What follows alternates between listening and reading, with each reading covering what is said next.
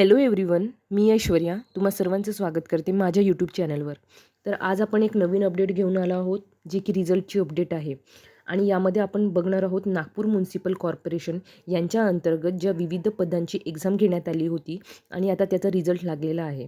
आता आपण आज ज्याचं रिझल्ट बघत आहोत त्या पोस्टचं नाव आहे टॅक्स कलेक्टर. तर हा अतिशय म्हणजे बरेच फॉर्म आले होते टॅक्स कलेक्टर या पदासाठी. खूप चांगलं पद आहे. आणि बऱ्याचशा महानगरपालिकेची एक्झाम झाली त्यात हा पद नव्हता, पण नागपूर महानगरपालिकेमध्ये टॅक्स कलेक्टरचं एक पद आलेलं होतं आणि हे खूप चांगलं पद होतं आणि यासाठी या पदाकरिता बरेचसे अर्ज आलेले होते आणि आपण वाट बघत होतो की रिझल्ट कधी लागणार. आन्सर की देखील प्रसिद्ध करण्यात आलेली होती आणि आता रिझल्टचीच आपल्याला वाट होती. तर आता आपल्यासमोर त्याचं रिझल्ट जाहीर झालेलं आहे. म्हणजे गुणवत्ता यादी ही जाहीर झालेली आहे आणि यामध्ये सर्वांनी आपले नाव चेक करायचे आहे. जर तुम्हाला या पी डी एफ हवा असेल तर तुम्ही माझ्या नोटिफिकेशन अपडेट या नावाच्या टेलिग्राम चॅनलला जॉईन करून तुम्ही तिथून PDF डाउनलोड करून आपले मार्क्स जाणून घेऊ शकता. ठीक आहे. तर यामध्ये आपण बघूया.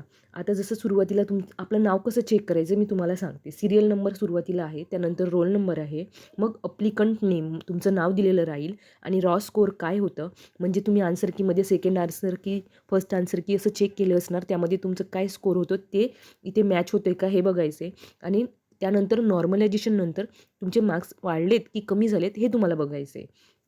अशा प्रकारे तुम्ही PDF सविस्तर बघू शकता की काय झालेलं आहे, आपले मार्क्स वाढलेत की कमी झालेत, हे सगळे तुम्ही माहिती इथे बघू शकता. त्याकरिता तुम्हाला PDF हे डाउनलोड करून त्यामध्ये हे सगळं चेक करावं लागेल, कारण हे एकूण 235 पेजचं PDF आहे आणि ते मी संपूर्ण दाखवू शकत नाही इथे. फक्त मला माहिती तुमच्यापर्यंत पोहोचायची होती की रिझल्ट हा लागलेला आहे आणि आपले मार्क्स तुम्ही आता जाणून घेऊ शकता. अशा प्रकारे तुम्ही आपले मार्क्स बघायचे आहेत की आपले मार्क्स वाढले की कमी झालेत. आणि ज्यांना मार्क्स चांगले आहेत त्यांना तर अतिउत्तम आणि ज्यांचे मार्क्स कमी आले आहेत तर परत मी एकदा सांगते की निराश व्हायचं नाही. नेक्स्ट अपॉर्च्युनिटी ही आपल्यासाठी कदाचित असेल, तर त्यासाठी प्रयत्न करत राहायचे आहेत.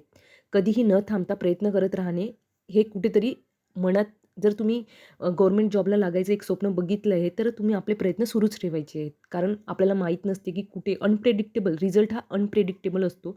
तो कधी येईल ना तुम्हाला सांगता येणार नाही. कधी-कधी असं असते की काही एक्झाममधून तुम्हाला एक्स्पेक्टेशन नसते की ते आपलं रिझल्ट बऱ्यापैकी आपल्याला मार्क्स येतील आणि आपलं सिलेक्शन होऊन जाईल. पण येतोच रिझल्ट. मेहनत केली आहे तर नक्कीच रिझल्ट येणार आहे. म्हणून मेहनत करत राहा. कमी मार्क्स आले आहेत निराशा बाळगू नका आणि आपलं कॉन्स्टंट आपली तयारी सुरू ठेवा. भलेही आचारसंहिता आहे, अशा विविध गोष्टी आहेत, आयुष्यात चढ-उतार आहेत, अडचणी आहेत, बऱ्याचशा गोष्टी येत राहतील, पण तुम्हाला आपला अभ्यास हा सुरू ठेवायचा आहे. ठीक आहे. आणि अशाच अपडेटसाठी चॅनलला लाईक, शेअर, सबस्क्राईब करायचं आहे. धन्यवाद.